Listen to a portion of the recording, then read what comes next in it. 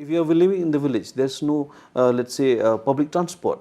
If you are living in a village, there is no electricity for sometimes for days, for weeks. Then how do you even charge your phone and call the doctor? How do you even get a cab or to go to the nearest health center? And once you visit the health center, again there's no electricity. Yeah. The medicines that are kept under refrigeration, they do not work. Politics is dynamic. Issues are changing. Expectations are high. This is where you'll hear our leaders speak. Are we ready? Let's start.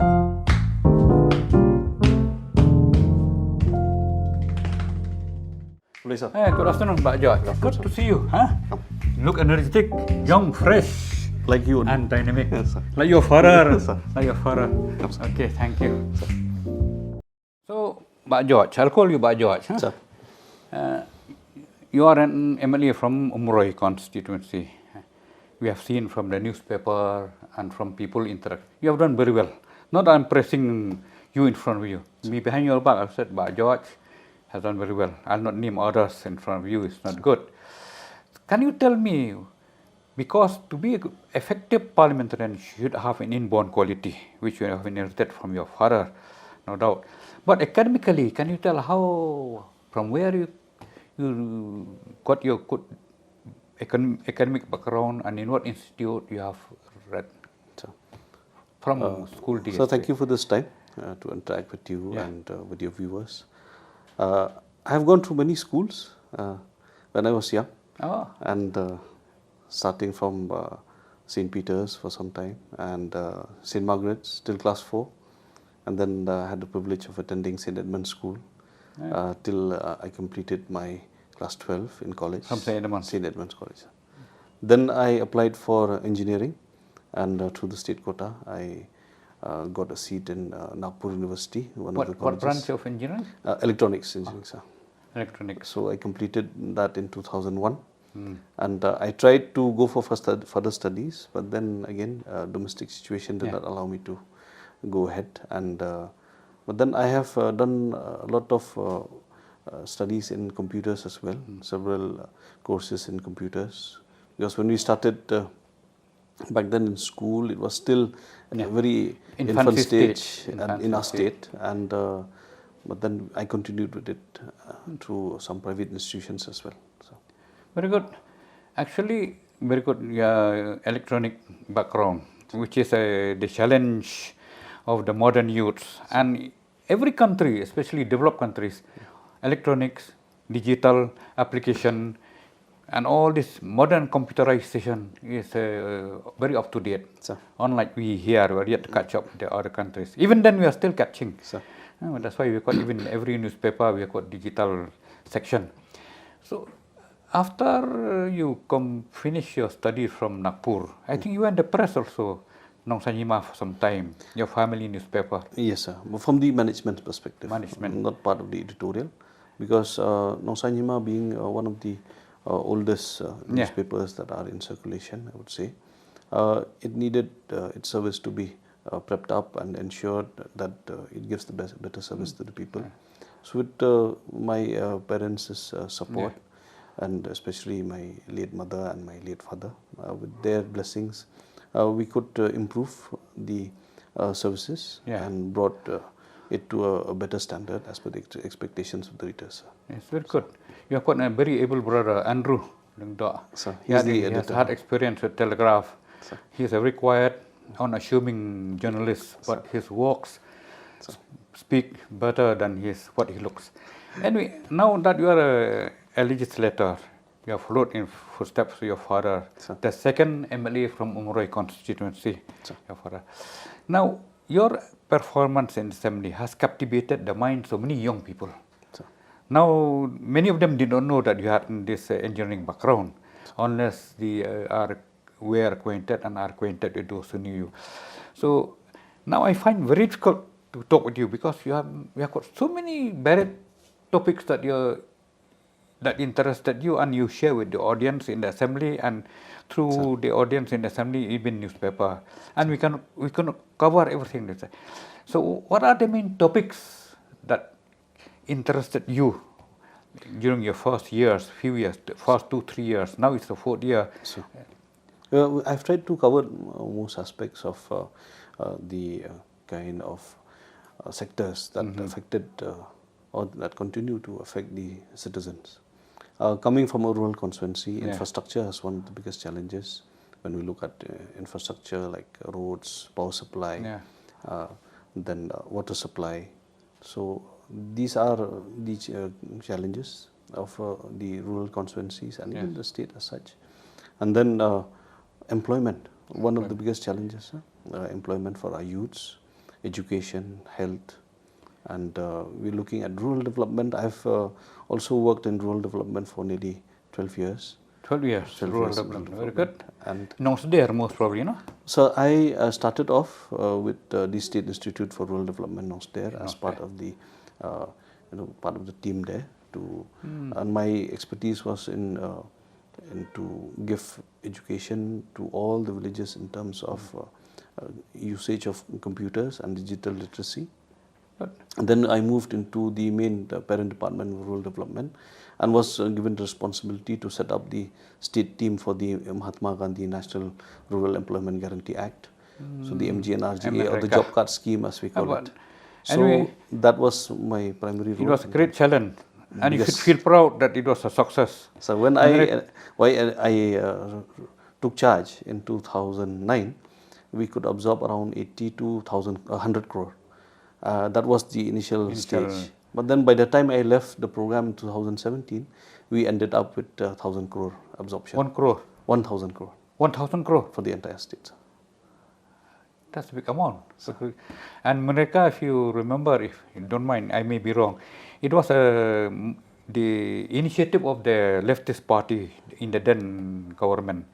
And the UPA government took it and revised it to suit the people of the area. So I would like to just add to that. The employment guarantee scheme started off in Maharashtra. Considering a long stretch of the kind of problems that the farmers had due to famine. From Maharashtra, From Maharashtra. First time. So the Maharashtra was the pioneer in the employment guarantee scheme, and the then government, central government, took a cue from the state government of Maharashtra and expanded it across the state. They got the right man for the right job. Sir. Nagpur, very important city of Maharashtra, Vidarbha region, no? Vidarbha. We had problems of famine, so then that, in fact, to save the people, they had to bring in the employment guarantee scheme. Yes, very good. That's why main Maharashtra region did not like to part with Vidarbha region. Yes, that's one of the most prosperous regions. Now I'll come. Your Umroi constituency, you have got the hill region there, and the lower belt, plain belt. So you can say a combination of the hills and plains. In the hill you grow the hill crops, potato, maize and millet. Now millet is a vanishing crop. And in the plain belt of your Umroi constituency, you grow rice, and then you grow even different vegetables. Is this not a challenge to you, how to develop the people? Yes, sir. Umroi constituency is one of the challenging constituencies. One, I have a very vibrant, electorate, very vibrant, and I would also feel proud that they talk politics 24/7, 365 days a year. That's why you have learned a lot from your people, and people have learned from you. So that's why politics in Umroi is very vibrant, and it is in the it is now in their blood. It is in the blood. So it is a challenge also. For every small thing, they remember the MLA for good or the bad. So I hope more for the good. It depends on the kind of people that you meet. The more the thing you do are good, so people will remember the good. Unless they are biased towards you. So in a democracy, there are different perspectives. So, but the fact is, yes, Umroi is a very, very important constituency considering the kind of people that we have. We have different central government institutions also, and that has given a lot of employment to the local people. We have the challenge of the Umroi cantonment, which again adjacent. We have the Umroi airport, which is also a very important place now, and we have a host of farmers.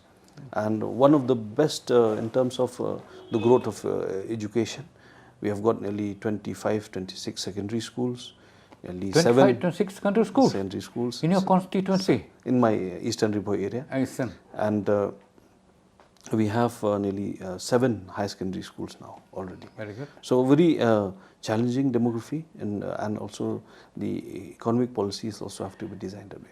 Now when you talk of the farmers, we look from outside, we feel that Lyngdoh has been specially gifted. Many feel envious of you. You have got Indian Council for Agricultural Research there, ICR, and their outreach to the people, they have done well. And what I like, I've been 2-3 occasions there, programs. Your people of Lyngdoh are very responsive to the programs from ICR. And I still remember when on 1 or 2 occasions there was a big misunderstanding to talk English or Khasi. Most of the officers were English speaking, and public was mostly Khasi speaking, and Indian they talk Bhoi dialect. So we were in dilemma a few years ago, and I still remember one village. Sir, why not talk in Khalish? I was chairman of that session. I said okay, and it was a success. So coming back, do you feel that ICR has benefited the people of Lyngdoh especially? So to some extent, I would say yes, because what we're looking at is that the field from the labs, it should go to the field. From lab to field, yeah. But then that is, I think, a policy matter of the government of India. In fact, how to push the kind of research that people have done and to push it to the farmers. Now, again, there's a big gap. We are yet to address that gap. We've seen over the years that that gap is yet to be addressed. Unlike in foreign countries where there's immediate transfer of technology from the labs to the farms. Here, the adaptation, the acceptability, in terms of the seeds, because if you look at the climate change and climate adaptation part of it, we are being challenged with climate change and climate adaptation. We are being challenged with the availability of seeds. We are being challenged with farming infrastructure and also tools, so market infrastructure. So all this is not yet addressed completely, because in fact ICR is only a research institute. Yeah, only research. So we are not actually expecting more from it, because it will only adopt a few villages for its research facility. See, there was a demand last time that there should be an agricultural university in the state. Don't you feel it's high time we should implement it into reality, convert into reality? So I think land has also been given. Land has been given? Given also. Where? There in Kadamkula area. Kadamkula. Around. Through you, I like to congratulate the people, the generosity people. So when the university but then comes... Now it seems that there's some hurdle, administrative hurdle at the Government of India level, where now again from a university it's still being delegated to a college. So we are fighting for that. State government and us as representatives from Lyngdoh, we have continually even alerted the state government that this issue needs to be kept burning, and we need to ask for But a university. I should congratulate your people. They have done the best. If anything happens in future, then we have to blame somebody else. But your people have been generous. They know that it will benefit their children, especially in the age of modern challenging situations. So now, through this medium, I like that the government should take a great initiative. And in fact, I feel it should be one of the election issues when it comes. Yes, sir. We have tried to highlight this. Many of the legislators, not only me, well, we have tried to highlight this in the assembly, that the Central Agriculture University has to come. Now you talk of villages. What about the village connectivity, the roads in Lyngdoh? I still have a few villages, which is in my constituency. One village is still unconnected, and there are a few other villages, even though connected, but then we need to give them better roads. And the dilapidation of roads is also one concern, especially in these past 4 years. We've seen that the investment of government in trying to repair old roads is not much. So we need to address that issue also. See, now for the construction of roads, especially in these hill belts where rainfall is very heavy, I think we should stress upon Government of India. Generalization will not do. I feel we have been in Maharashtra, I've been in Maharashtra, I've been in Punjab. To uniformalize the expenses is unfair. The construction of road in the hills, you may correct my calculation, is about 4 times the cost of construction in the plains. In the hills, you have to dig and excavate the rocks. In the plain, you just fill, and then let the soil become quite aged so that the road can be constructed. Here you have to use dynamites, and dynamites cannot be easily obtained due to insurgency area. It has to be obtained through government authorities from somewhere in far off area. So I think therefore, I hope if one day you are in the ministerial level, you should stress this. You cannot be uniform with regard to budget allocations. So the schedule of rates that have been accepted by government, by the state government, and also if you look at the central PWD also, they conform with the requirements of the terrain. One biggest problem is the the execution part, because lack of proper monitoring. That's number one. The unknown geographical features, because if you look at the western side of the state, we have different geographical features. The kind of soil conditions are different. If you look on the eastern part of the state, we have different soil conditions. So the soil conditions varies. No, so therefore, the kind of infrastructure, or maybe the lifespan of such infrastructure, sometimes also depends on the kind of soil conditions. Thirdly, the designs. The designs, especially in a state like ours that is more prone to rain. So there has to be proper designs to ensure that the rainwater does not destroy the roads. See, now with latest science and technology, they use so-called satellite mapping, GPS mapping, but I feel that this will not be 100% satisfactory. You have to go on the spot. Yes, these are tools to improve. So you have to go on the spot. We need to also ensure that the ground realities, because our rocks are still young rocks when you compare with other areas. So any slight tremors, I'm not thinking of earthquake, because the earthquakes cannot happen unless tremors are there. So any slight tremors, the roads are disturbed. And once the rains comes in, it's a facilitating factor. The roads will break up faster. So don't you agree in this? Yes, that's why it's very important that our engineers constantly monitor the kind of execution that our contractors do.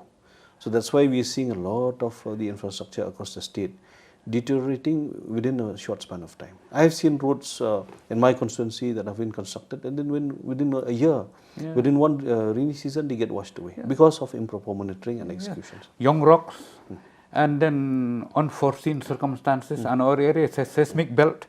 So as you said, our engineers, I think getting a degree is not enough, getting experience, they need reorientation. I think so. They already are equipped with enough. No, but still, even after 5 years, but then even 5 years a long gap, the changes are there. Coming to the practical aspect, some of the engineers don't even visit the field. And sometimes there's a lot of political pressure also not to visit also. I know that. So many unspeakable variables are there. The handicap. Ground realities are different. Yeah, but anyway. But engineers should be strong enough to reduce those unspeakable variables. Yes, that's so why that the public will benefit. That's why we should not compromise. Should not compromise. As leaders, we cannot compromise. So now, after you left in 2017, so it has become a 1,000 crores scheme. So can you tell me what's the cause of being a success? Credit must go to you first. No, sir. No, you have to take the credit. I would say the credit humility doesn't pay here. If you do wrong, they'll point fingers at you like this. So that's the world. But you tell the facts. We have been able to put in a lot of work, sir. One, setting up the organization. When we started off, I had a small team in the state, and with our senior officers at the directorate, and as well as the Who was your officer at that time? We had Madam Ayar Sangma. She's now retired MCS officer. One of the very dedicated officers that our state had. And at that time we had Basi Dikanjing, retired IS, and that was later taken on by Shri K.N. Kumar, again retired IS, and subsequently by Sampat Kumar, again current serving Principal Secretary. So we've had a very good team, and the difficulty was how to deliver the program to the people, because our blocks are already understaffed, overburdened. So we had to create additional manpower. So now we had to create additional manpower in terms of administration. So we had the additional program officers put in place. But then we had engineers. Engineers. Because as we had said earlier, we need engineers to guide the people. And computer operators, because it is a totally digitized program. And with that in place, then we had the problems of infrastructure, especially in connectivity. We have remote blocks, like in South Garo Hills. We have remote blocks in East Jaintia Hills. They do not have access to internet. So how to bring the entire 39 blocks under the in connectivity? That was one of the biggest challenges. And most of the blocks don't have proper power supply. So how to ensure that there's a continuous power supply? And but then credit would go to the village employment councils. Village people. The village employment councils have been the most vibrant institutions in the states. Credit really goes to them, no? Sir. They have cooperated with you. Sir. So we should be your leadership ability to we handholded from them. The government since 2006, 2007. The handholding was steadfast, and we ensured that the VECs are supported at every level, right from building their capacities to ensure that the selection of works are proper, support them with timely payment, because timely payment is one of the biggest challenges since we started. So these were the challenges that we could somehow over the years we could reduce, and it is a success now across the state, sir. We can see all the villages blooming because of the MGNRGA.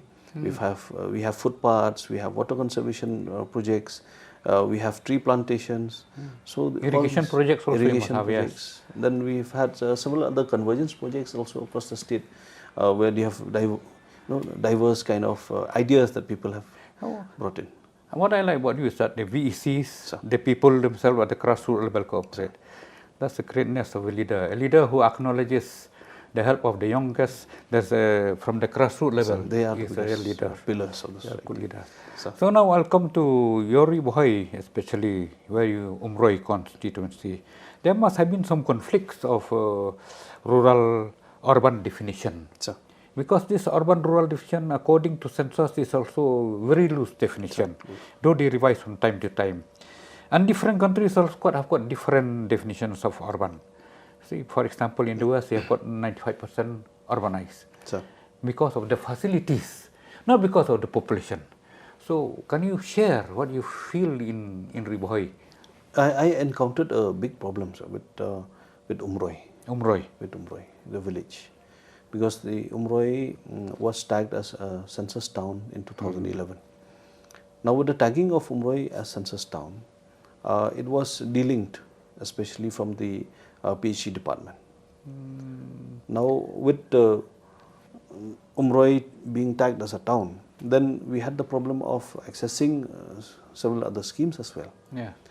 Now there was this thought conflict as to whether we go ahead with this town tag, or somehow find a way to remove the tag of being a town, and bring it back under the rural definition as of Umroi as a village. So what we then took it up with census operations, and DG census then clearly defined that all the population enumeration that happened in 2011, if any agglomeration is defined as a town, it is perhaps only for, it would be only for census purposes. Only for census purposes, not for administrative purposes. So therefore, there will be two sets of identification, one a census town and one a notified town. So until and unless state government notifies a census town as a notified town, then it remains a village for all purposes. Yeah. Because you see, for example, to be a town, earlier they said it should be more than 75% people should be non-agricultural. To be a town, most of the facilities, amenities that are available in the urban areas should be also enjoyed by those villages. Number three, they did not talk of connectivity, but now connectivity is important. Yes. So therefore, that means Umroi has been losing a lot of schemes from the village sector, like Jal Jeevan Mission. Yes, Jal Jeevan Mission, we were not listed. Umroi was not listed under the Jal Jeevan. So what this, in fact, was the trigger that ensured we had to push it faster, because we do not want to lose the Jal Jeevan. Umroi has had some schemes earlier, one of the greater Umroi water supply scheme, but it could not be completed because the source was very far, 16 kilometers away the source. 16 kilometers away. And so we had a huge problem with the terrain. So now we had to ensure that Umroi would get access to the free household water tap connection. So then we approached the department, and then since this Umroi census town tag was in the hindrance, we had to talk to census. But and then that was solved, no? That was solved. So now you can get water from that Jal Jeevan mission? No, we have got the free household tap connection, but then from the state scheme. State from the state scheme. State funded. See, now getting a scheme is one issue. Now, after getting the scheme, what about the maintenance? So now what I have ensured in my constituency is that we work together with the village. So at least now the responsibility of identifying contractors. One of the biggest challenges and hurdles of implementation is that if suppose the middlemen, the contractors, they don't implement it well, then subsequently the maintenance becomes a problem. So along with the village, we tried to get people from the village themselves, from the village, so that at least once they implement, it will be a sense of belonging, sense of belonging, sense of doing the work with pride. With pride. Positive pride, of course. Then sense of being together. So that's good. So it must be qualified contractor then from yes, the village. Sir, we qualified, and at the same time from the village locals. So this has been the mantra to ensure that the JJM is successful in my constituency. So I am proud to say that it is the fastest in terms of implementation, really? Because this is the kind of the basic parameter with which we moved in implementing the JJM. Because normally as politicians also we get a lot of pressure. Give to my man, give to this man, give to supporters. But then I really thank the people for the cooperation, the leaders at the village level for the cooperation to ensure that the Jal Jeevan mission has a faster speed of implementation because of this entire cooperation.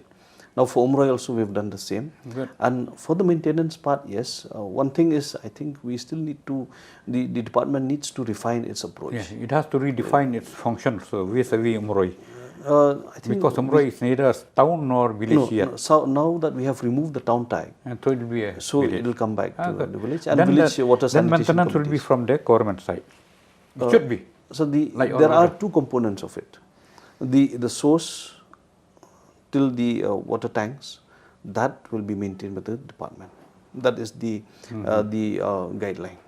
And from the water tanks to the entire distribution line to the households, that will be with the village. So there are two components of the maintenance part. So the guidelines will be followed as per the Jal Jeevan mission guidelines and implemented for Umroi as well. Yes, I learned from you. Now you see, for the people to cooperate, it needs a tact, diplomacy, and the village understanding by the local leader like you.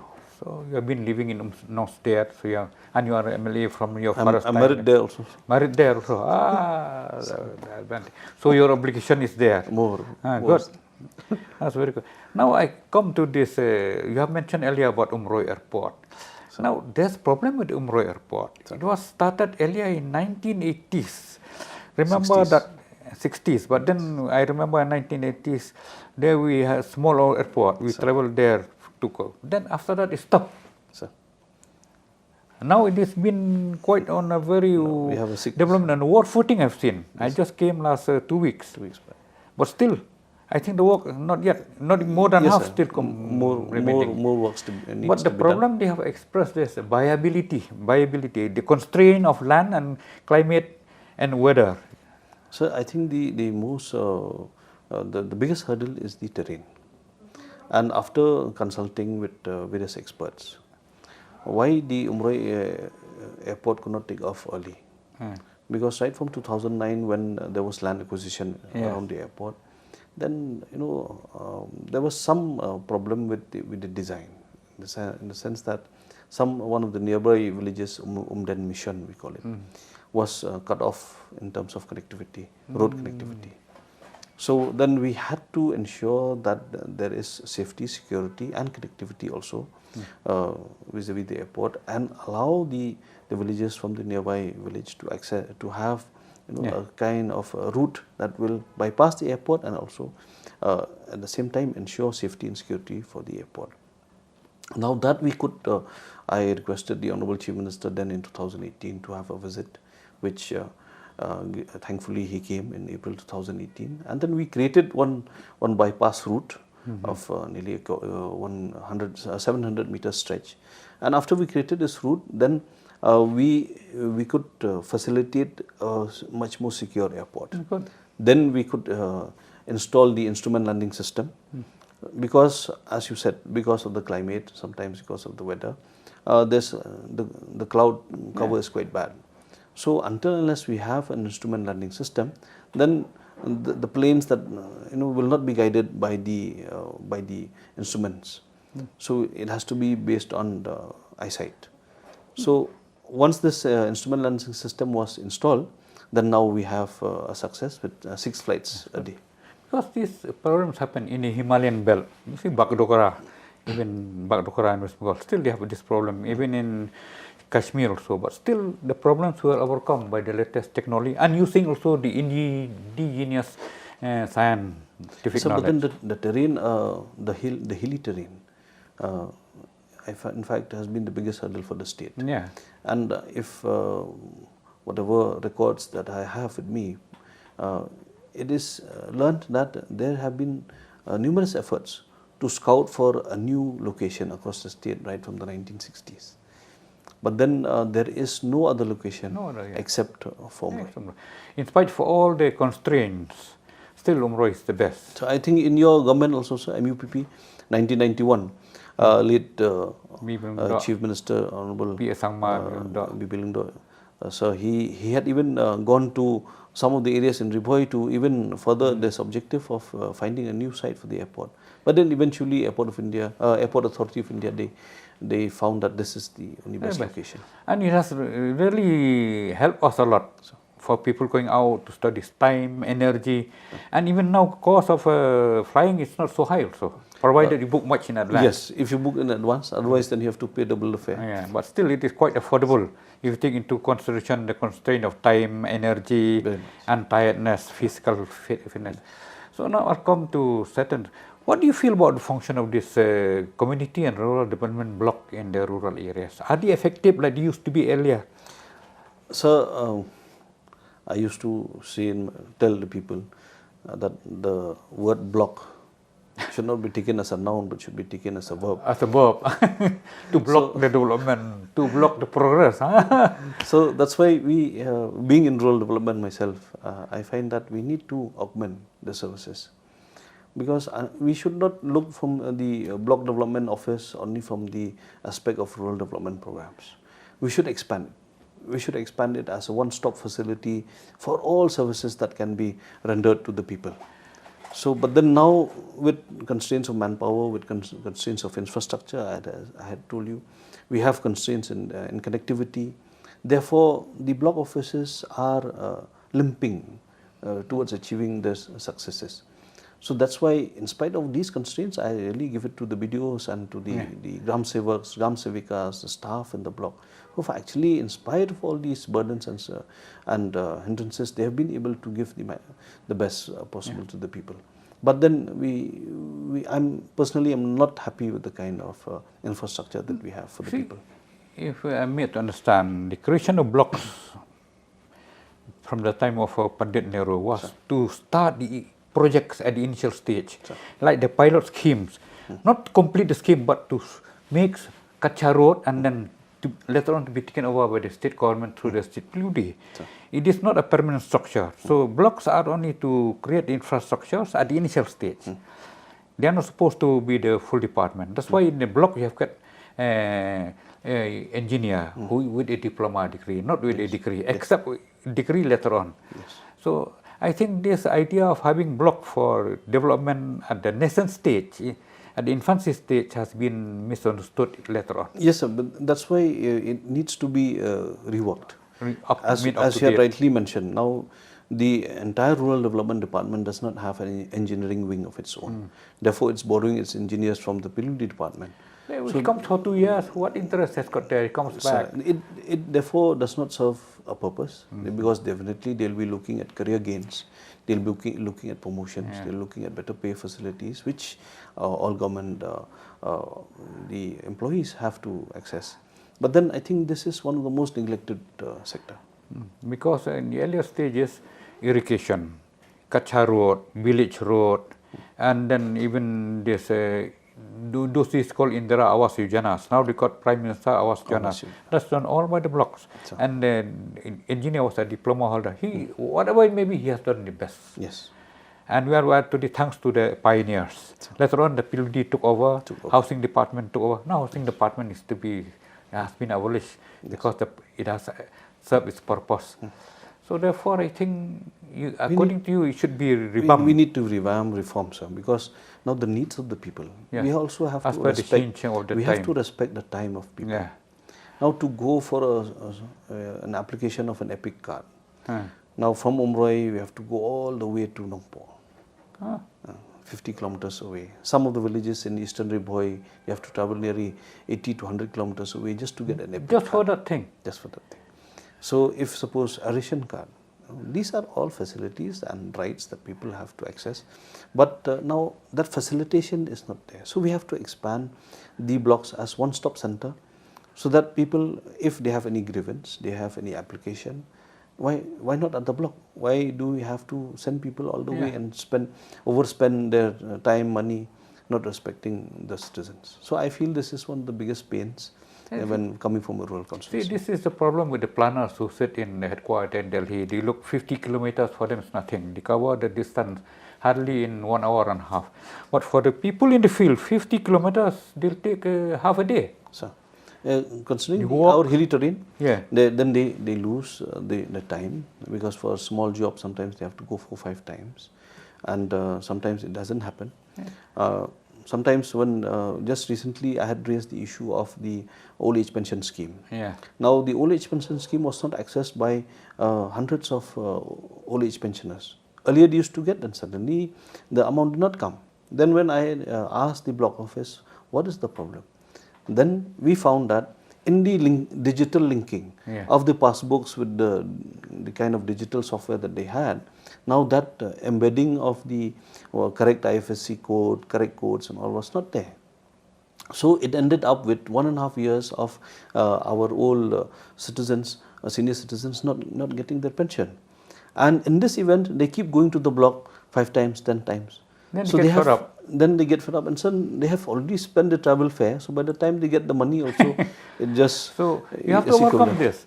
Even I do not know much about this computer functioning. No, I'm very slow. I used to say I'm a late bloomer. So even a person like me, I'm very slow. I'm semi-literate. What about the villagers, old people? Actually, that's what the systemic issues, as I always term them. The systemic issues, in fact, they have been the hindrance rather than the facilitation. So that's why more minus than plus. That's why the block, how you look at it, it is a block or a block. So good. Anyway, trying your suggestion. You see, with people who are in the field, we learn more. That's why I used to like what Pandit Nehru used to say. He admitted. That's why he brought that European, Mr. Schumacher, to the planning board. So, Pak George, it's very interesting to talk with you. I learned a lot from you. Thank you, sir. I learned a lot from you. As I told you earlier, I'm telling now, I'm semi-literate in computer. So when listening to you, I feel encouraged.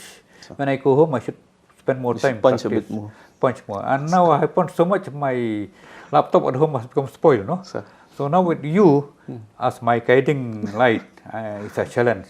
So I hope after I meet you after 2-3 months, I can tell you I've become a worthy people of yours. Yes, sir. Anyway, we need that. Now coming back to this interesting thing that we meet you, what do you feel about this system of education in our state? Let's not talk about other states, in our state. I think so. It is one of the sectors that has really burdened everyone's mind. Considering the constraints that we've had in terms of infrastructure, in terms of manpower, in terms of all the kind of facilitating efforts that needs to be put in. As an MLA since 2018, we used to have these regular meetings at the district level to review many schemes that are being implemented, especially the central sponsored schemes. One thing that always makes me uncomfortable is the fact that education is not reviewed. Education not reviewed at the district level, because if all issues are taken up to the state, then how much can the state level actually address the issues? So this was one of my, when I was asked by the education minister, the current education minister, as to what I see to be the most important thing, small but effective contribution towards education. I said that we need district level monitoring committees. That will give us a forum as MLAs to understand the problems of education in our own districts first. Then anything that needs to be escalated to the state, then collectively as legislators we can talk to the department and also to the leaders and also the officers concerned. And thankfully, right in 2019, the Honourable Minister and the department, they notified the district level monitoring committee and also the literacy committee, which will in fact help to bridge the gap in terms of the needs for education. But then COVID came and we've had only one meeting. But then in that one meeting that but the beginning has been made. Sir. But then again, see, notifying is one aspect, implementing is also another aspect, as you well know. So the department needs to push these committees to keep on moving ahead with the DCs as a chairperson. So in one of this particular meeting that we had, what remarkable thing that we achieved was that at least we could learn the problems of the schools in our own district. Many schools without toilets, many schools without electricity supply, and the problems of teacher-student ratio. Some where there are more teachers than students, and some where there are more students that require more teachers. So there are problems which in fact could be rationalized and improved at the district level. See, this is where the statistics comes in. I remember when I was MLA at that time, the central government initiated special survey on sampling basis about the schools in 1994, about the functioning of the schools, especially in these hill belts. All the states, of course, but especially in the Himalayan belt, including Meghalaya. And they found a lot of discrepancies. But after that, I do not find any more. As you said, either the state level or district level, even at the block level. So we are losing contact with the youngest kids. We are losing contact with the needs of the, of the students. So now talking of kids, under this NEP 2020, they have implemented that policy of catch them young. Children of the age of 3 are being stressed that they should go to school only to learning capability. But going from home to school is a problem, no? Don't you think, Pak George? So in rural areas, even in urban areas for that matter as well, accessibility is one of the biggest challenges. Because I need to, if I'm a parent, I need to send a school which is nearby. That will help me so that I can attend to my own domestic and also economic needs. I either work in a farm or I attend school because the farmlands are far from the homes. So now accessibility is the biggest question. Now another problem that is we see in the rural areas is the single parent homes. Now how do the single parent homes ensure that the children they reach school, especially at the young age? So these are practical problems, and at the same time infrastructure and again manpower, as qualified manpower. So if these are not addressed with adequate investments and resource support, how do we address this problem? Suppose a school 2-3 kilometers, they're near a school. So, even in city, even if very near, traffic jam. You cannot expect a kid of 3 years old to go to school by himself or herself. yes. Somebody has to carry that child on the back. And carrying a child on the back, instead of taking 10 minutes, he has to take 20 minutes. Dropping is not enough, you have to take back. Don't you think this is quite impractical for a kid of 3 years? It will be quite difficult. Now, if you look for the national education policy, it is to bring the Anganwadi centers in the education system. Now, Anganwadi centers, as of now, all the Anganwadis are also engaged in nurturing these young kids at the age of 3, because that to address both in terms of nutrition and also in terms of education at the adolescent age. So, Anganwadi centers are actually the hubs where we are seeing currently there is an effort to educate our young children. But again, infrastructure, the qualified manpower. So, if we have to take it up full scale, now how the Anganwadi centers will be in fact amalgamated with the education system, that is one challenge. And in terms of resources, will be overburdened also. We will overburden, sir, because even now also our Anganwadi workers are not well paid.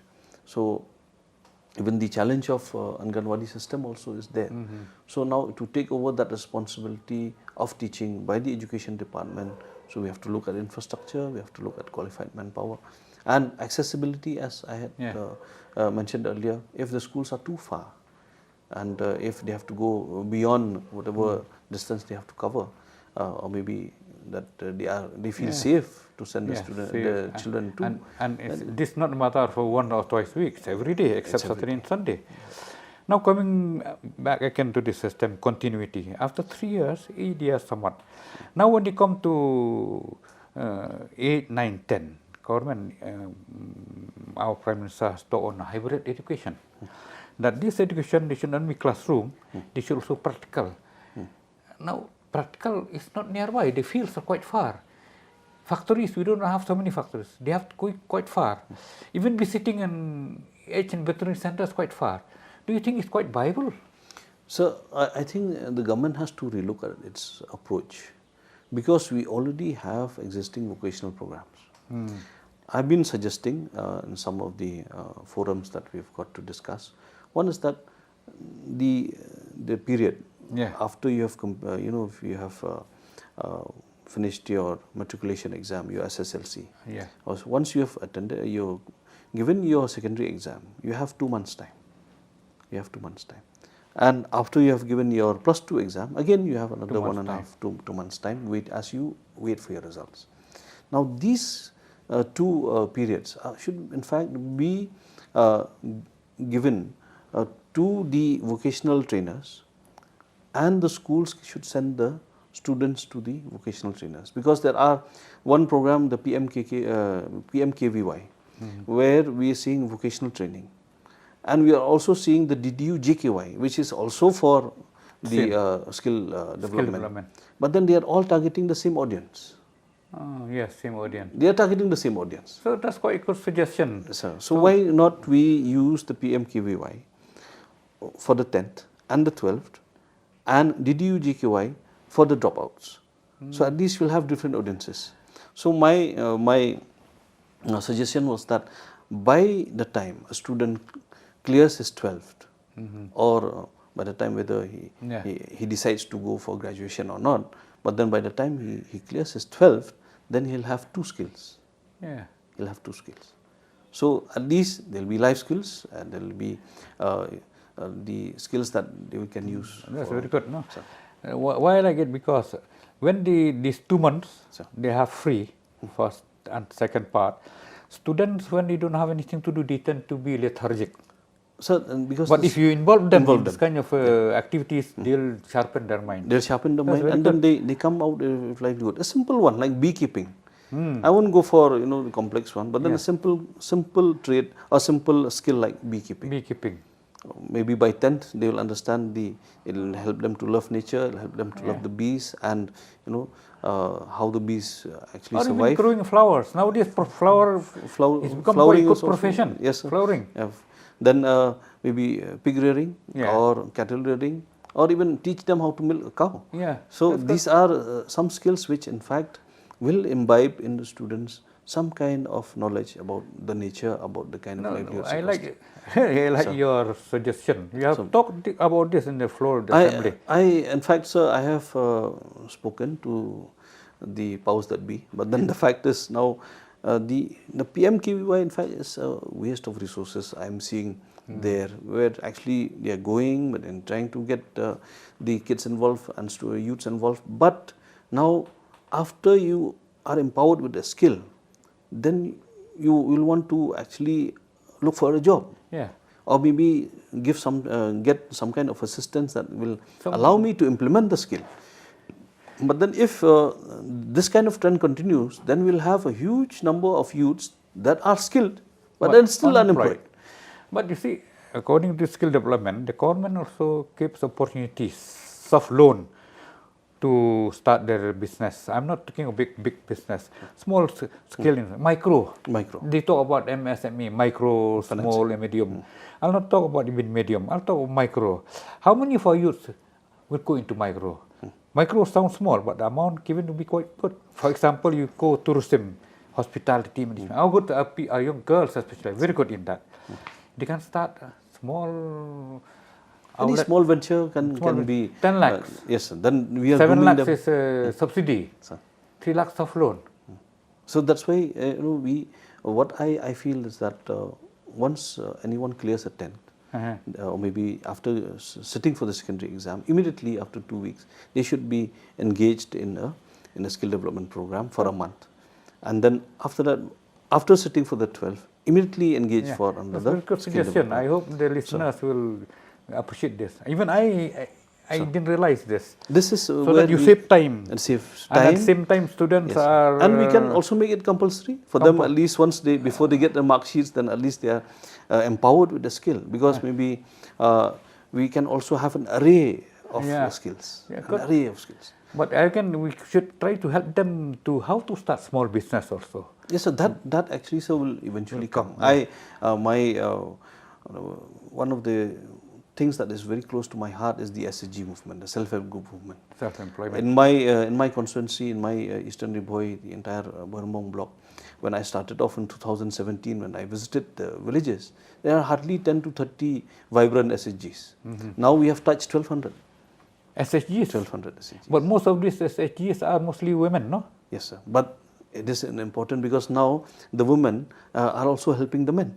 So now this entire chain of microfinancing is also at work.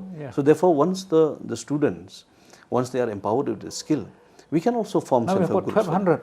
Now only women SHG is 1,200, sir. In a span of 2.5 years, we have done that. Very good. I should congratulate you on that. Sir, actually, we should congratulate the women, sir. Especially the women. I always give the credit to the women, the officers in the field, our cluster coordinators. We have active women. We have the ICRPs who have been working day and night to ensure this remarkable. I think that great social activists in Bangladesh learned from us. And he got a Nobel Prize also. Yes, sir. Women's economy plays a vital role in the growth of the nation. Sir. And then he implemented it like you do through SHGs. And he got a Nobel Prize. Yes, sir, because that is the only way we can reform the economy in the rural sector. Especially access to finance has become one of the biggest problems. And if you look at the rural sector as such, and even the state as such, because most landless people are there. So if you go and to a bank, obviously you will have your land encumbered. But then now, without land, how will you get access to finance? So this is the problem of the entire financing sector. So that's why self-help groups need to be enhanced in terms of the livelihoods, in terms of support, in terms of capacity. This constraint should be waived off, provided there are some experts studying that. So I think the fiscal policy of the central government itself burdens the banks with to ensure that there are lesser non-NPAs. So therefore we cannot make a dent in the fiscal policy. NPAs worth hundreds and lakhs of crores, and you were forgiven for the small. So normally, sir, in this great country of ours, it is the small who suffer the most. This small business, how much will cost? Hardly 1 lakh, yes, 2 lakhs. From the theoretical perspective, yes. But then if you go to the bank, if a big man walks in with an expensive car, so he gets more I think attention. But then if a poor farmer walks in, then he gets a huge number of queries. This is a sad part which, in fact, everybody have done your best through that SHGs. I hope our state would learn that. And we should give credit also to the person who initiated it. You see, if the system fails, we point fingers at others.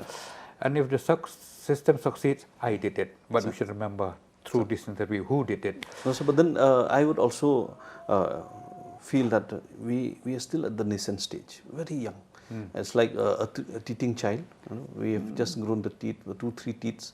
But we need to ensure that these SDGs they move forward with strong livelihoods. Now, my next aim is to ensure that the SDGs are empowered with strong livelihoods, so that whatever efforts are being put in now, it will reap great fruits, born fruits in the near future. Where in fact, just recently, one Minister of State from the Union government had come. He had shared this vision of a mission 1 lakh, that each and every member of the SAG should get 1 lakh rupees per annum. Per annum. So I also share the same thought and the same objective, where in fact now from zero, they have come to 3,000 to 4,000, let's say, per annum. Now we need to push it. We need to push it. But then that we need and the bank should cooperate with them, because investment. That's why, sir, now these are the institutions that are identified by the banks and supported by the banks. That's why microfinancing through SDGs is the key way forward, sir. You see, now there's another banking sector from initiative, net fee. I think that they can look after the small and medium industries. Net fee, yes, but then the interest rates have to be looked into, because I feel that what is burdening the industries, both the medium and the medium industries, will say we will not have large scale industries in the state, but then if you look at the medium industries and entrepreneurs, the interest rates.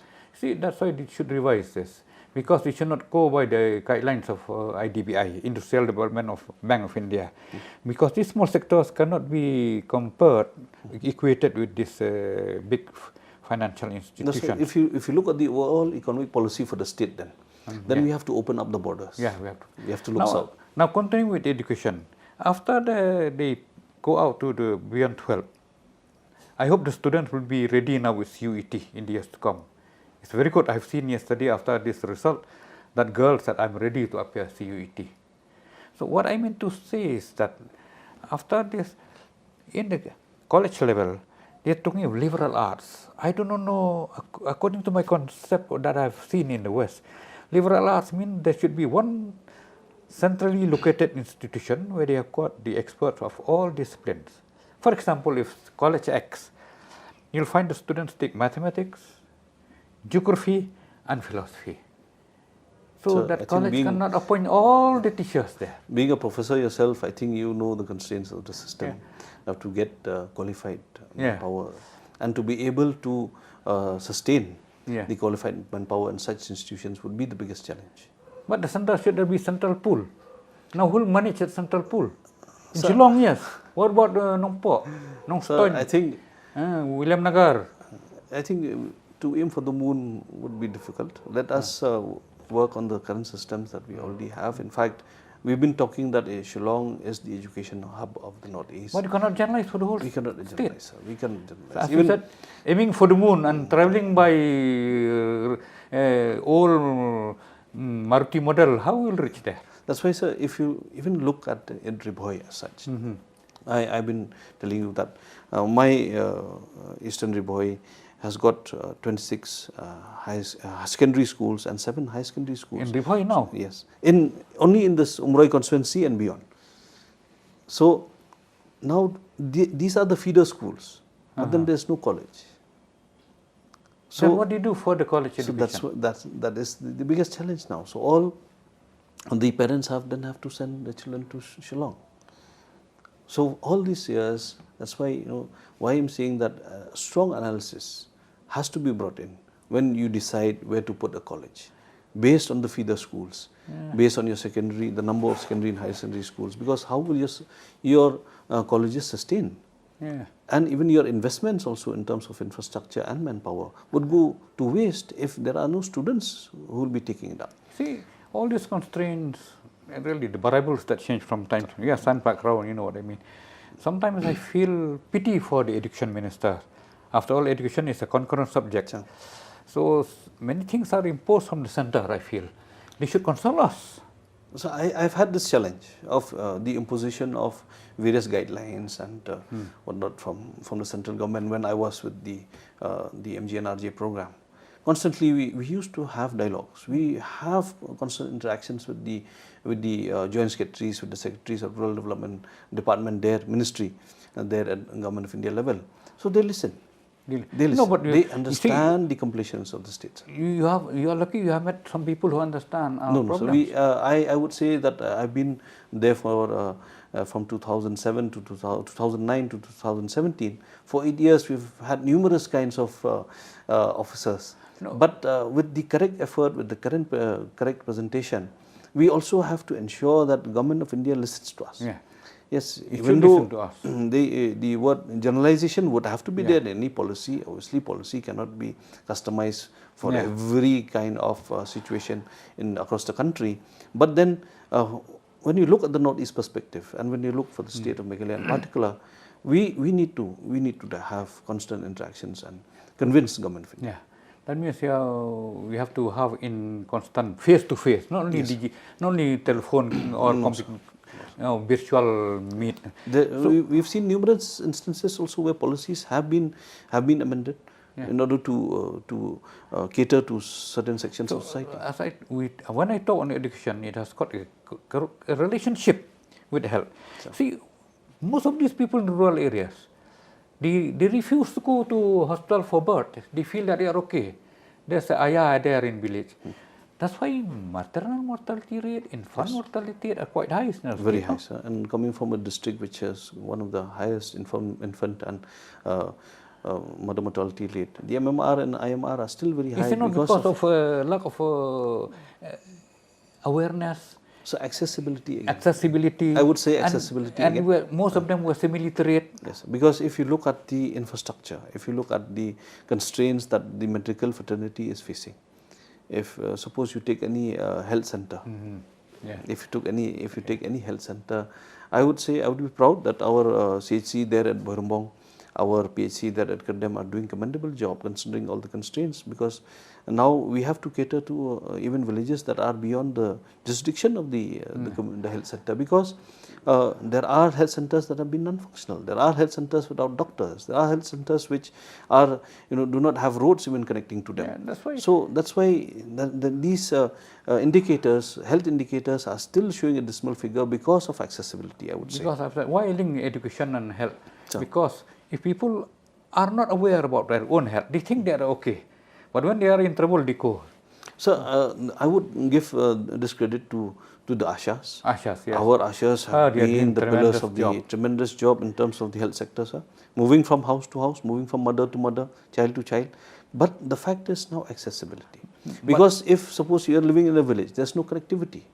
If you are living in the village, there's no, let's say, public transport. If you are living in a village, there is no electricity for sometimes for days, for weeks. Then how do you even charge your phone and call the doctor? How do you even get a cab or to go to the nearest health center? And once you visit the health center, again there's no electricity. The medicines that are kept under refrigeration, they do not work. And then suddenly this doctor only have to say, please go to on a referral basis to the next. That's why I said education and all this. The most important factor is education. So if we are educated, we can be aware of our rights. We can be aware of our health.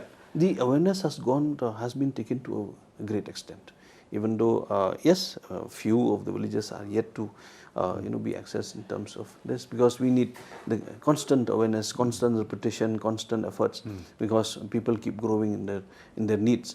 But the fact is, I would say that accessibility, infrastructure, manpower, this again implies to the healthcare sector to improve the mortality rate. Talking with you, even 2, 3, 4 hours, we don't feel the time. And there's constraint of time.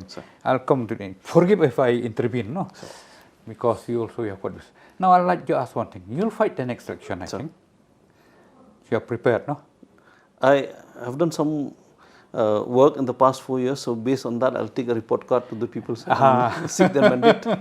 Only first time I heard that you take report card from the people, not the students from the school, headmaster. Now the headmaster takes from the students. I have to go back to the people and say what I have done.